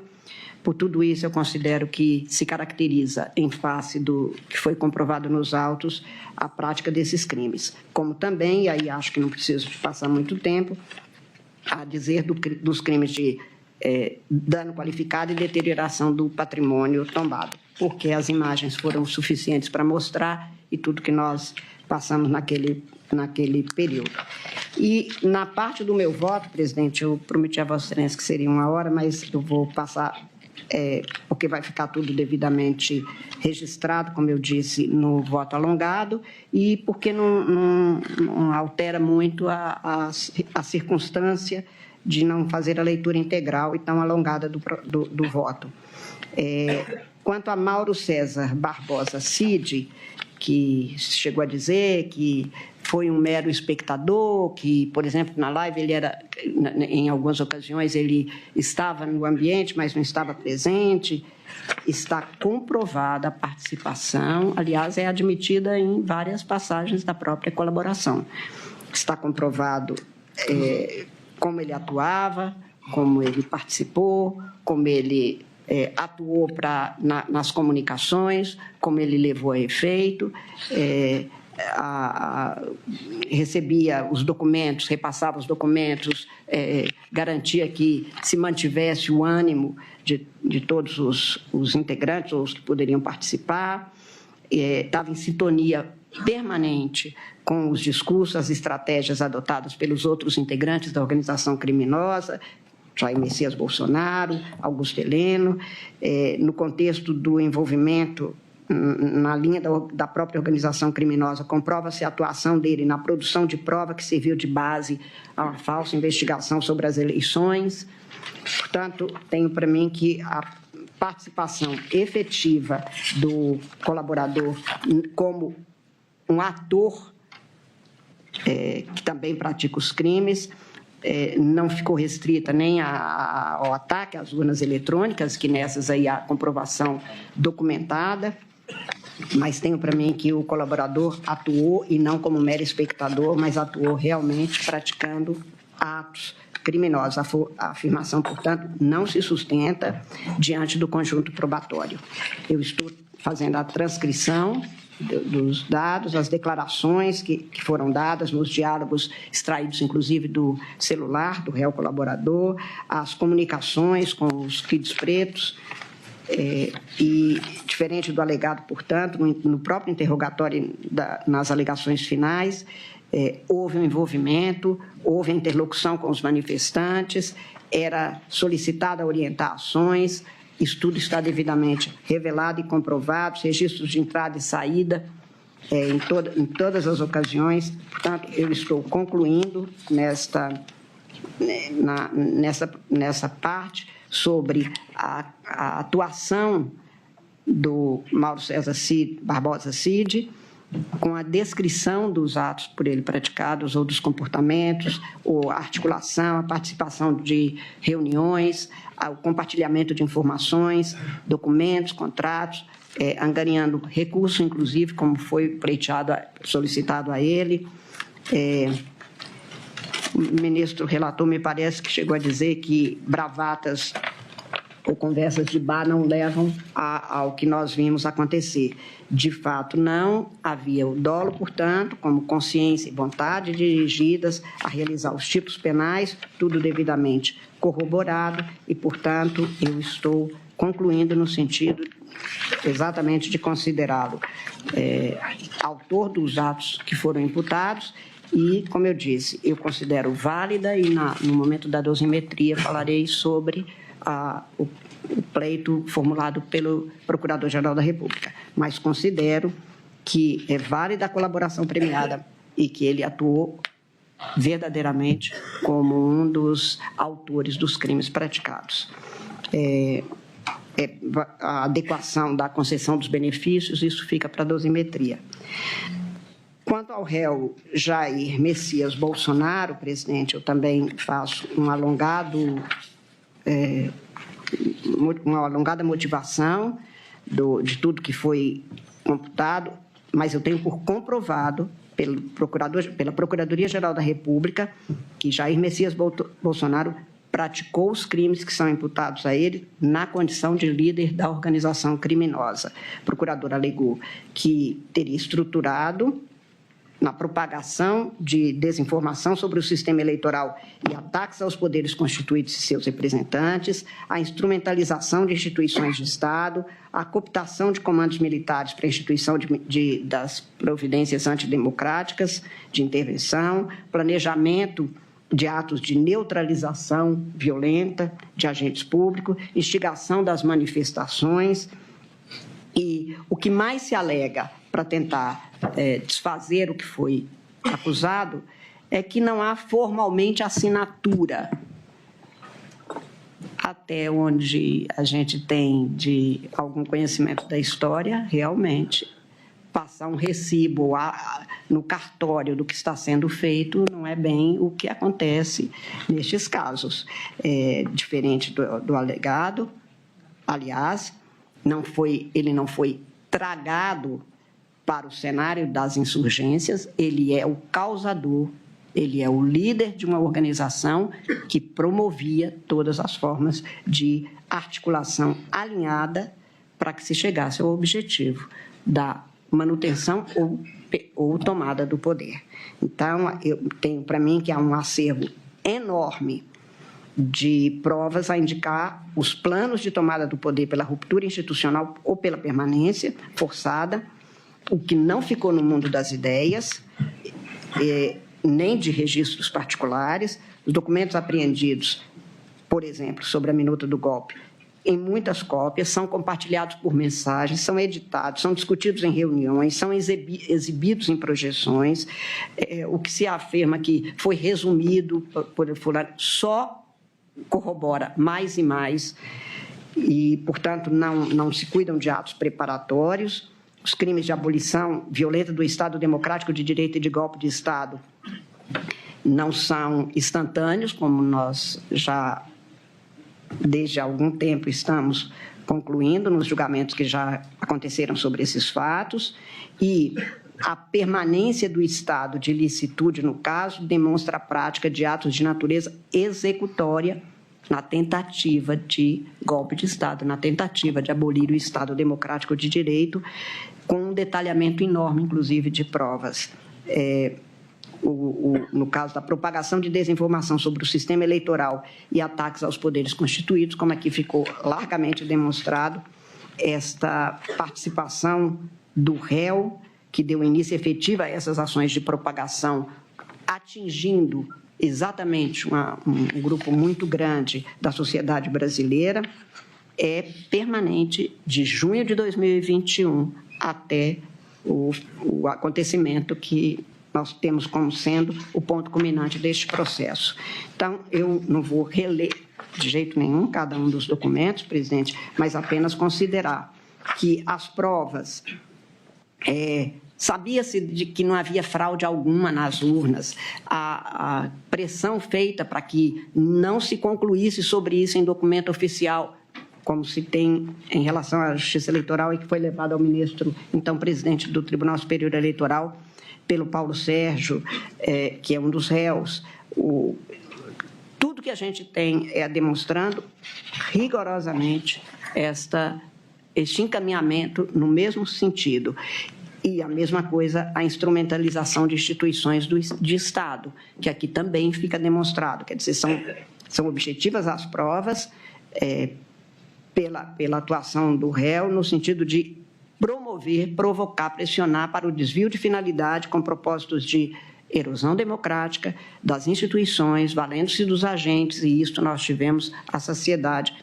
Nós que estávamos no Tribunal Superior Eleitoral em 2022, ministro Alexandre como presidente, procurador-geral da República como o vice-procurador-geral eleitoral, somos o tempo todo testemunhas não da causa, mas pudemos assistir como isso aconteceu e que não pode ser desmentido porque são fatos.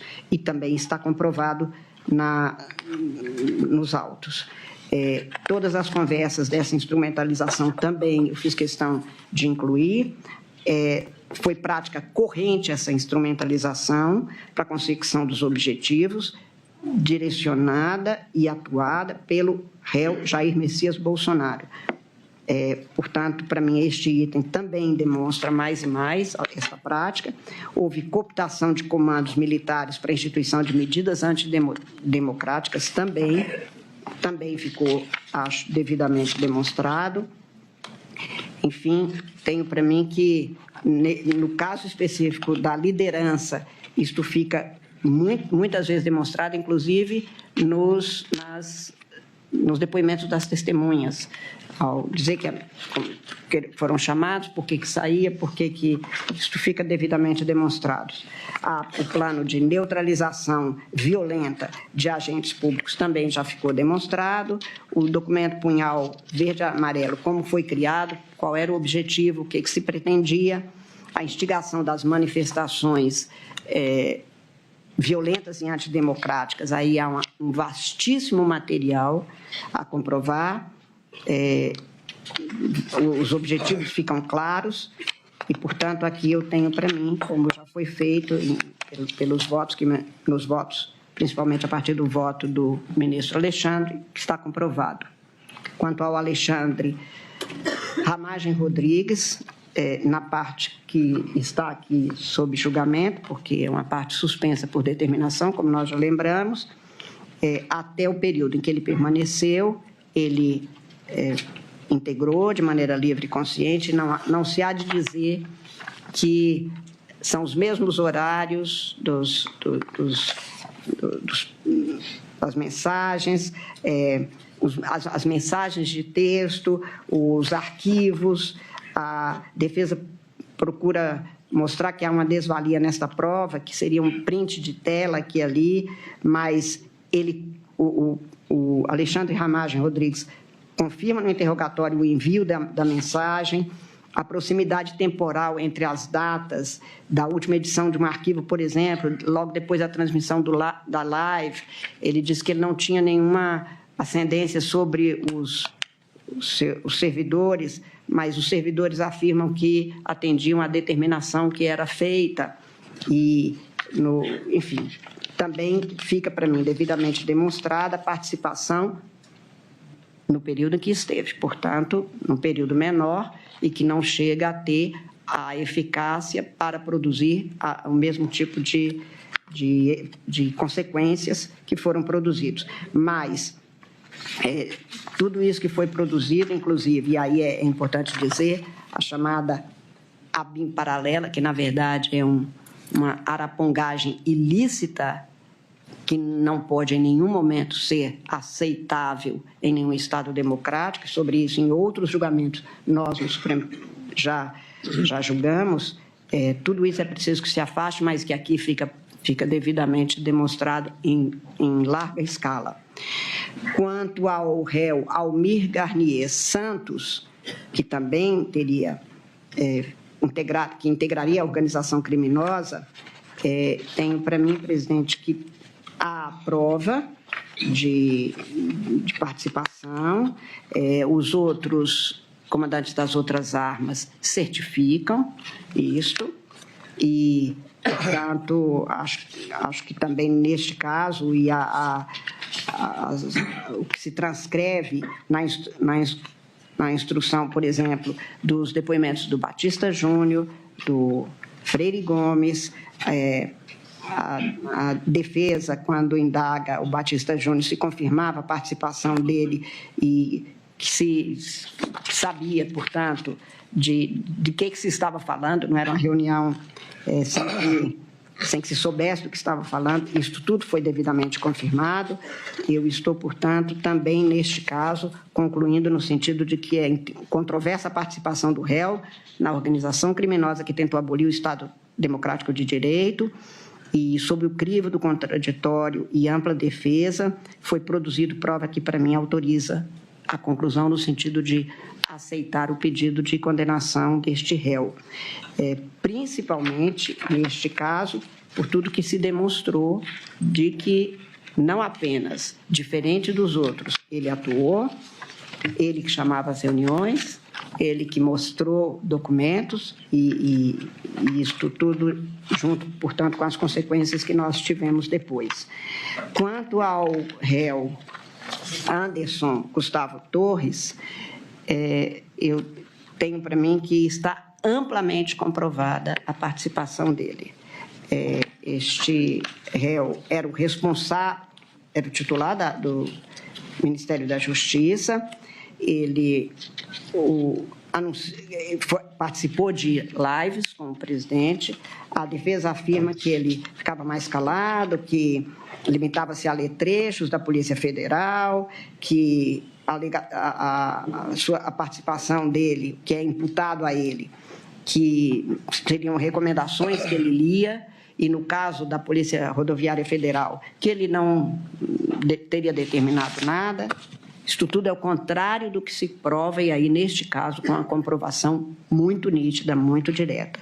A circunstância também de se dizer que ele teria viajado, e a circunstância dessa viagem, são, ao contrário do que alega a defesa, com todo primor, com todo gosto, mas o que se tem é exatamente o contrário, a comprovação de que a viagem e as férias começariam no dia 9. Ele se ausentou do país na antevéspera, do que seria o início desse período.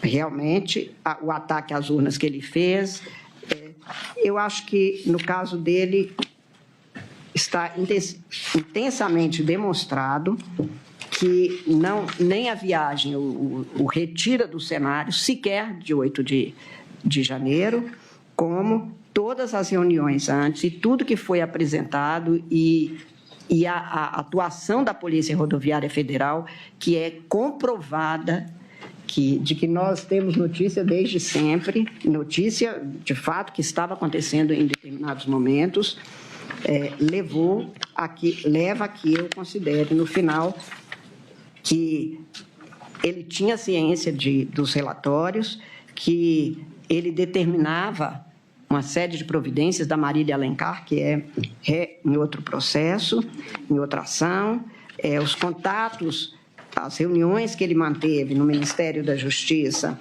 não eram comuns, não são situações, portanto, rotineiras, e, enfim, eu tenho para mim que, como ministro da Justiça, atuou ativamente, como eu disse, não tem nada a ver com o Ministério da Justiça, tem a ver com uma atuação específica.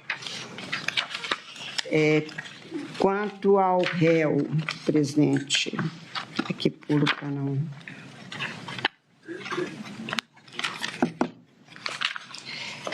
Augusto Heleno Ribeiro Pereira, ele participou desde sempre, integrando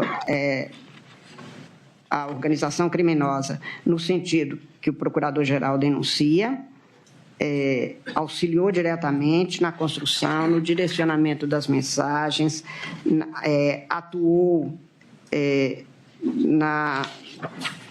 não apenas na formulação de ideias, mas nós temos a presença nas reuniões opinando, as afirmativas dele quase que direcionando e também se pondo de acordo com o que estava acontecendo e motivando.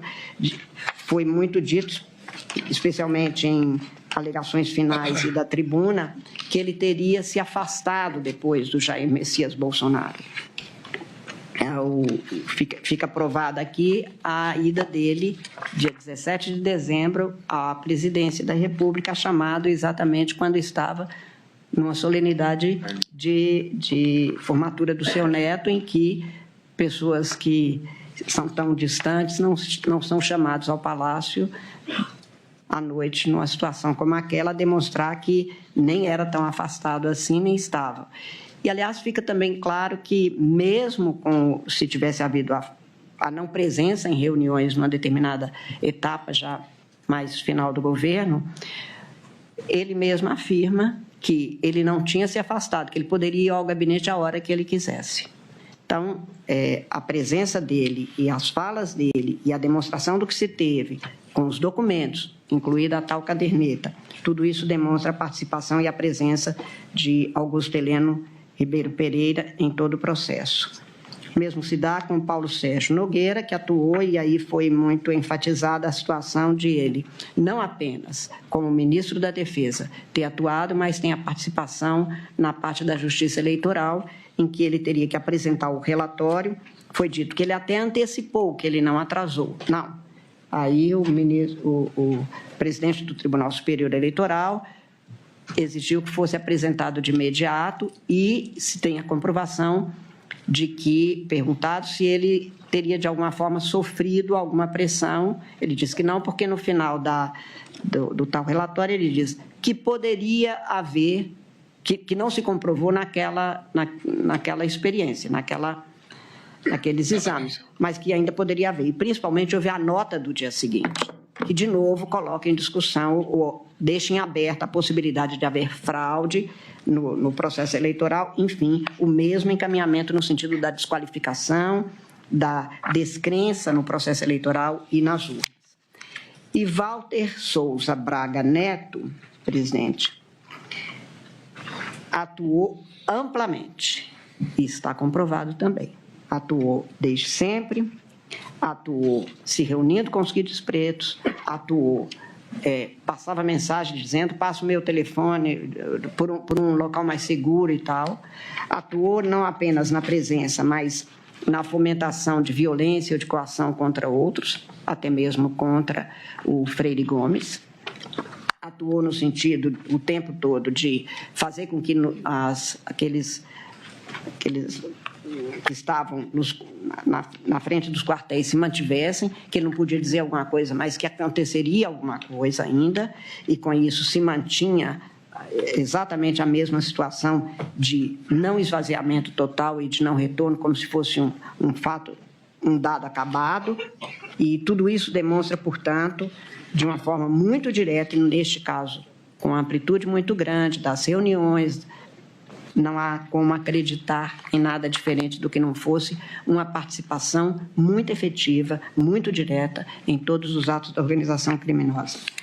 Presidente, eu estou juntando tudo isso que é o meu voto no sistema e estou julgando procedente a pretensão, portanto, da Procuradoria-Geral do Estado, ou seja, o pedido, e considerando procedente para condenar Alexandre Ramagem Rodrigues pelas práticas dos crimes de organização criminosa armada, tentativa de abolição violenta do Estado Democrático de Direito, Almir Garnier Santos pelas práticas dos crimes previstos também, organização criminosa, tentativa de abolição do Estado Democrático de Direito, tentativa de golpe de Estado, dano qualificado e deterioração do patrimônio.